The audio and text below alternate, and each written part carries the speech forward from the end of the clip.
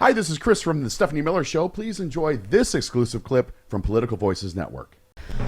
Some guy, some Australian billionaire guy that's a member of Mar-a-Lago, he just told all our nuclear submarine secrets too. And that guy shared it with 45 other people. Sorry, Frangela. Go ahead. Your thoughts? You know, this is the thing I don't understand about a lot of things. You know how when you lied to your mama that one time, from then on, she's suspicious? Yes.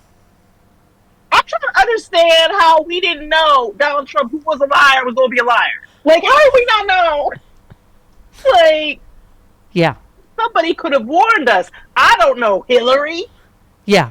I don't, and I was talking, Francis, to Glenn Kirschner, that I'm not a legal expert. I don't understand the seriousness of this crime. Doesn't that go to the top of the list? Like, you know, you start with the jaywalking and the other stuff, and like, wouldn't that scream for detention, pretrial detention, because of America's national security? Because we don't know what else he has and what else he's sharing. Stephanie, ask anybody else who's doing this time right now. Let me tell you. That little boy who was on his internet playing games, who shared that one sheet of paper, ask him how we come and snatch you up when you're sharing secrets. What do we do to people in this country? Because again and again and again, and as Angela says, we have yet to see the law really apply to Donald Trump. Mm-hmm. We look at his behavior and say that's not lawful, but the law has yet to come for him. Yeah. Well, I mean, we're in the process. We're in 4 indictments. Yeah, we're balls deep. But little homeboy, indictments. Stop it! Don't use that phrase. Balls deep. Go ahead, Angela. Sorry. Well, the little boy that Francis is talking about, his process has already gone through. Like, it seems to be much quicker when you're anybody else. Yeah. Well, Chris keeps reminding me that I need to say allegedly. Uh-huh. But I mean, it's in the reporting that, so the people that this guy told it did tell Jack Smith. So I'm like, because put the line in the story, Jack Smith is I hope so. Yes, I hope Jack Smith is investigating this. It just seems like there should be some other mechanism for this when it involves America's national security. And we never do presidents, this is unprecedented again, where we have to deal with the president potentially, and that's the one person we know about. What we all want to say, allegedly, potentially, that we believe is that this man has been out here trading secrets in our national security for money and influence. And it seems to me we're in the middle of these twin threats because Jim Jordan, who was involved in the sedition, in the overthrow of the United States government, might be Speaker of the House. Trump has just endorsed Jim Jordan, of course. Yeah, I let children be attacked in the showers, and I turned my head, Jordan, of children. Mm-hmm. Is potentially going to be the Speaker of the House, the third in the line of succession. But our other choice is Scalise. Yeah. Mr. I got shot, and then I turned around. The person who saved me from the LGBTQIA community. Black lesbian. Yes. And try to take her life away. He's called himself David Duke without the baggage. That's right. That's the other guy.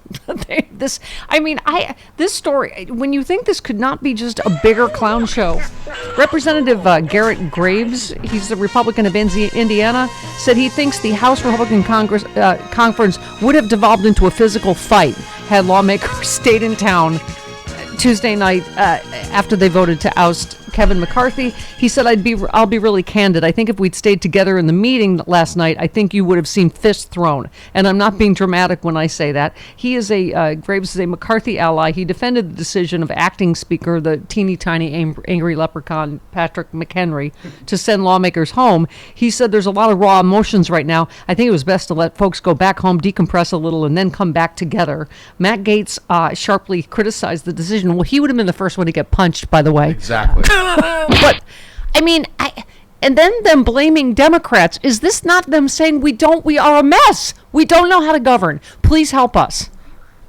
Yeah, I my love it. daddy, come get me. Why don't you save my job? What?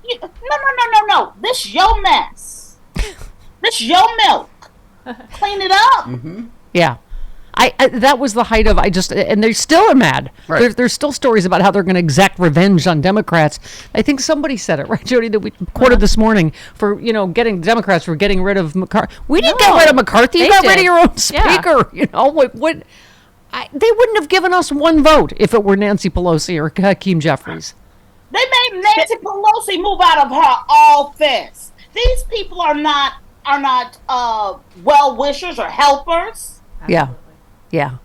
And that we were saying there's a new level of despicable that she's mourning Dianne Feinstein in California, and they're like, yeah, get your out of your office because Pelosi told them not to save McCarthy, so that's him being vindictive, saying throw her and Hoyer out of their office. Matt Gaetz, we were saying, is so despicable. They all know he's a despicable sex trafficker, allegedly. Thank you. But they didn't care until he got rid of Kevin McCarthy. Now they're mad at him, so now they're going to get rid of him because of the ethics committee. But there is no moral compass at all in that caucus, in that party. I'm sorry, that wasn't really a question. Right. I was just spewing bile at you. And I apologize. Sorry, I should put that in the form of a question. Don't you think, Frangela? Let me be clear about something for Stephanie. The Democrats know that they are the only adults. They know that they're the only mature people who care about this country. If they can't beat the Republicans down so they can force themselves to take care of them, then that's on the Democrats. That's what I find amazing about their argument. The Republicans, they're literally saying, we can't control ourselves. Why aren't you trying to control us? The final word, by the way, saying. which I highly recommend on the Sexy Liberal Podcast Network. You had a great breakdown of just the Republican debate and how useless it was. It's just this party. It's just whether it's in Congress or the debates, you can see they're just a hot mess. You made a good point, Angela, about Tim Scott, because you were just saying that when you stopped making the biscuits, that's what people liked about you was the biscuits. So that's why. That's the problem with his whole campaign, is that when people, I get it, you made the biscuits, that's what people like about you. And in order to go to advertise the biscuits, you have to take a break from making the biscuits. It is the conundrum of the biscuit maker, which was a wonderful book, by the way. If you haven't read it, The Conundrum of the Biscuit Maker. But Tim Scott used all of his words to write it. His words are used in it. The Conundrum of the Biscuit Maker. It is a fabulous, very quick read. Yeah, I understand. It's the biscuit guy that shows up with no biscuits and expects the same level of... Well, and then expects people to be like, yay, the biscuit maker's here, but where are the biscuits? Yeah. Right. Yeah, that's... Thank you, Frangela. You see the No one has really explained Tim Scott's candidacy That better. crystallizes it. Yeah, it really does. What's his whole platform? Yeah. platform. I don't know why we haven't been asked on Andrea Mitchell yet, because we have really... I think we're the only people who've articulated this. All right, so if you or I could not have been asked to fill Dianne Feinstein's seat, I'm just saying, a black, lesbian, pro-choice union activist that was made in like a woke factory to piss off the right could not have been a better choice. You know, Gavin Newsom, he tickles me. He does. He tickles me. Sorry. Yes, I know. He does. He tickles me too. I literally thought, like, what are the amount of things I could put in one person that would piss off the right the most? Yeah. Oh, I love it. The third black woman in the history of this republic. Yeah. Yeah. Yeah. She seems fabulous, by the way. Yeah. Yeah, she is. I think she is. Yeah, we were saying this week, California, we're kind of a hotbed of awesomeness, aren't we? I mean, we got a deep bench, Adam Schiff, Barbara Lee, Katie Porter, just, an embarrassment of riches. And they we have set the tone for progressive thought, beingness, policy. You know, yes, this country does need to look to this state on how to lead and people to put up and put into government. Yeah. We have amazing representatives. Yeah. Meanwhile, we're dealing with Jim Jordan. Yeah. We have a few problem areas. You know what I'm saying? We got the Kevin McCarthy. We got a few problem areas. I'm not gonna pretend like we don't have some acne. You can see why he was so. You can see why he was so desperate to hang on to his seat, because he's got to go back to Bakersfield. So I've been, as I said, I spent a year there one day. Yeah. Oh, Didn't you? Weren't you at a book signing and like you? Didn't no, it was the Bakersfield Business Conference. Right. I got to speak at, and I lost 75 pounds that day from the pure hatred that was coming at me. It was the longest 20 minutes of my life. Who did that? Well, I got paid. I got paid. But that's good. Yeah, not sure that was worth it. Okay. There it is, my first drink of the day, Z-Biotics Pre-Alcohol Probiotic. Many of you know my story. I stopped drinking wine for 3 years during COVID, during the lockdown as part of a health reset. Now I drink wine in moderation, but this is an amazing new product. I've always believed in probiotics. And Z-Biotics, check this out. You drink just one of these. It's the world's first genetically engineered probiotic. It was invented by PhD scientists to tackle rough mornings after drinking. I am using this and I feel great in the morning. I don't have to worry if I have an extra glass of wine. I still feel great in the morning. Here's how it works. When you drink, alcohol gets converted into a toxic byproduct in the gut. I've always had acid reflux problems. It is this byproduct, not dehydration, that's to blame for your rough next day. Z-Biotics produces an enzyme to break this byproduct down. All I know is it works. It is Z-Biotics Pre-Alcohol Probiotic. Go to zbiotics.com/politicalvoices or scan the QR code on the screen right now.